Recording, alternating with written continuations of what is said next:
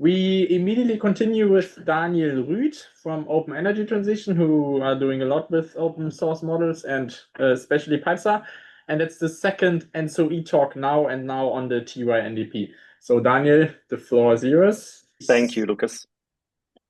Welcome, everyone, to my super quick talk about our Open TYNDP project, which is using PyPSA and that has just started earlier this year. I am Daniel, and I'm an energy system modeler at Open Energy Transition. So to start us off, I just want to give you some very brief context about who we are as an organization. So we, OET, we are a worldwide nonprofit which specializes in open source software and data solutions in energy planning. And we were founded early in 2023. And we consist of a team of about 50 members as of today. And as such, we, amongst other tools, work a lot with all the different tools in the PyPSA universe, of course, and we're focusing on mainly reproducible studies, development and maintenance of software, and we're also offering trainings and support. So now, what is the Open TYNDP project about? So as some of you, or most of you, might be quite familiar with the 10-year network development plan, the TYNDP of ENTSO-E and ENTSO-G. The TYNDP is usually published in a cycle of 2 years, and in principle, it consists of 3 subsequent steps. The first of which is the development of the scenarios, which they outline the context of a future European energy system under different storylines that they define there. Then secondly, there's the identification of system needs, and lastly, there's the concrete project assessment in form of a cost-benefit analysis study, which looks at an assessment on a project-by-project basis. Now, our project will start off by focusing on the first and on the last of these 3 steps, the scenario building and the CBA analysis part. Now, in the last years, the ENTSOs, ENTSO-E and ENTSO-G, have been already quite committed to transparency, inclusiveness and efficiency in this development process of the TYNDP. And a few examples of this include the adaptation of multiple open source tools, such as the Energy Transition Model, or ETM, and the Antares model for parts of the process. They also published raw input data and are regularly organizing stakeholder events and consultations. And the stakeholder reference group was founded to involve stakeholders more often, also known as the SRG. So for this reason, our project kind of the Open TYNDP project aims at supporting ENTSO-E in these ongoing efforts by exploring the use of PyPSA for the modeling within the TYNDP and then validating our obtained results from this exercise. Working on the project and tackling this challenge is a diverse team of modelers and advisors from our side, from OET, but I also want to express some thanks to our partners from ENTSO-E who are supporting the initiative. So to start off the process, we will first backcast the results of the 2024 TYNDP for scenario building and CBA, which were recently published as a final version. For this, we created a Zenodo data bundle with publicly available TYNDP data that we need to implement, including, for example, line data, different demand data, or data specific to, for example, the offshore topologies. Of course, a large part of this project is about handling and processing all of the publicly available data and making sense of it sometimes. As Stefan also mentioned earlier in his talk about the bidding zone review, we also, of course, in the process noticing that this can be challenging at times and that there's some room for improvement in the format of the shared data for use by researchers, especially. So this is why ENTSO-E and us, we're in active regular exchange on our experiences in the process, and hopefully this can lead to further improvements here in the data exchange. Then from the Zenodo data bundle, we retrieve the data into our Open TYNDP workflow, or tool or model, as you like to call it, which is a soft fork of the PyPSA-Eur repository. This repository is public under MIT license, and it allows whoever is interested to also track our ongoing development on the repository itself. You can go there, you can clone it and test the tool, or you can raise issues as you like. So the project has started off with the implementation phase in Q2 of this year.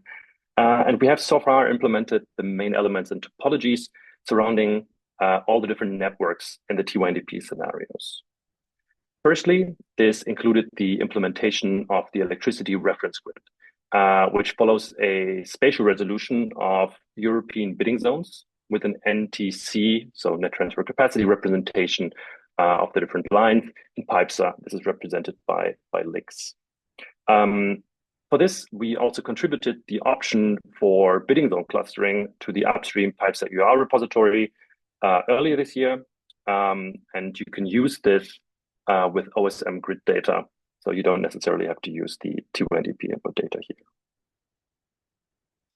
And you can see how our implementation read into the Open TYNDP model compares with the illustration on the left from the TYNDP scenarios methodology report, as it matches up nicely between the two topologies.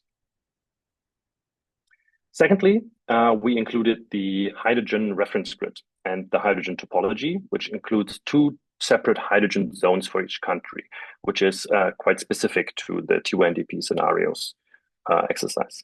The first zone represents plants that are decentralized through Europe and that have a hydrogen demand attached to it. The second zone, on the other hand, is representing the rollout of a national and European hydrogen market with different sources and interconnections, so with a hydrogen grid between the different nodes. The figure on the right summarizes the setup with market zone 2 in purple on the right side, as you can see, connecting to the reference grid and to EU imports, and the decentralized one on the left in blue, the zone 1. And then lastly, also the TYNDP import corridors, which you can also see on the figure on the right, via shipping and pipelines, were also included within the model for hydrogen.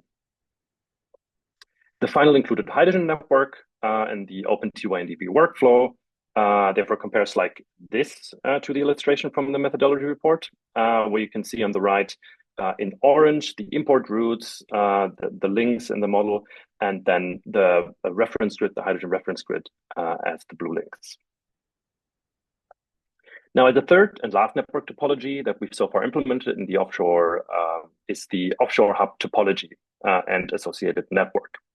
This topology is based on the, well, spatially on the PECD offshore regions, the Pan-European Climate Database. And it consists of two different types of configurations. So firstly, there are so-called radially connected offshore wind, which is directly attached to the onshore node, or as it is called in the TYNDP, the home market node.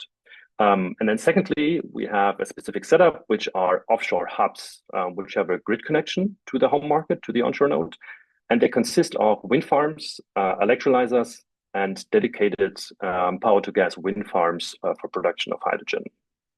Again, the figure on the right summarizes this topology, where you can see two exemplary interconnected hubs on the top and on the bottom, and then the connection to the home market.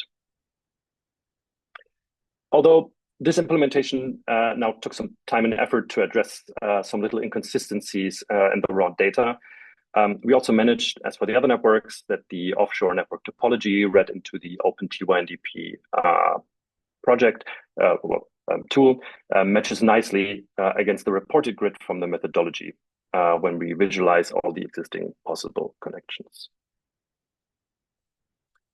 So now we've implemented all the TYNDP networks, the electricity, hydrogen, and offshore network. What are the next steps of the project?